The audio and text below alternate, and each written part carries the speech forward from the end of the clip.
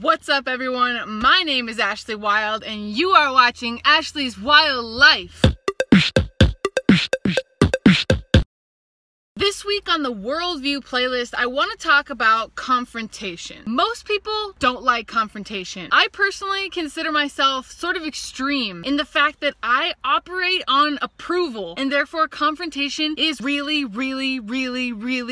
trash to me. I don't like starting it. I don't like being involved in it. I don't like to be confronted. I would rather just be like smooth sailing, okay? That's my natural personality. Fortunately for me, I also have finite time, energy, and resources, and if you want everything to go smoothly, you really need an excess of emotional energy to be able to continue to process in the background a bunch of things that are not helping you and sometimes are even harming you. My argument for you today is that confrontation can be a form of self-care. So look at it this way. Let's say you have a toxic friendship. Someone who is mistreating you, misusing your trust, or putting you in bad positions, or maybe they're using you to lift themselves up, and you, being someone who likes to avoid confrontation, have chosen to just, kind of deal with it. There's a subtle but important trade-off happening here. On the one hand, you have the high emotional cost, one time, of confrontation. And on the other hand, you have low but gradual emotional costs of the toxic friendship. When you look at them side by side, you're like, you know what? It is so much better for me to just keep on letting this thing happen, not deal with it, and make the best of the situation. But if you think about how that emotional investment accrues over time, you'll realize that eventually putting up with the other person's toxicity will require greater emotional input over the life of the friendship than that one confrontation. An important thing about confrontation is that the goal is not always to end relationships or destroy circumstances or completely change everything. A lot of times, confrontation actually leads to constructive, positive change, which means not only are you reducing the emotional energy that you spend processing this kind of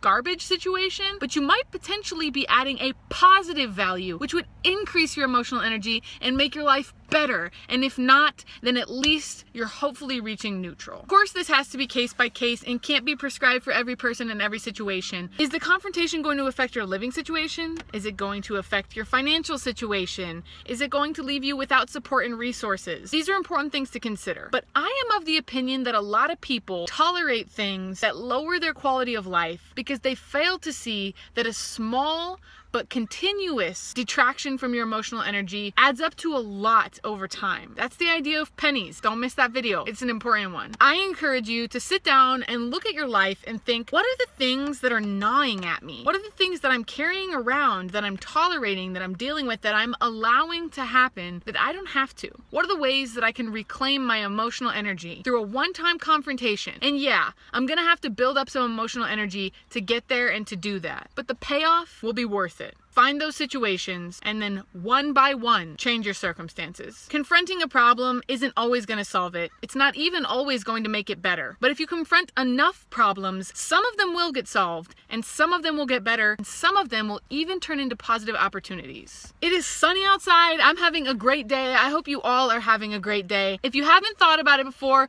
consider supporting me on Patreon. My patrons are a really rad group of super awesome people, and I have recently revamped all of the patron perks. Click over to my Patreon page and see what you might be into. I'll catch you guys next Monday. Bye-bye.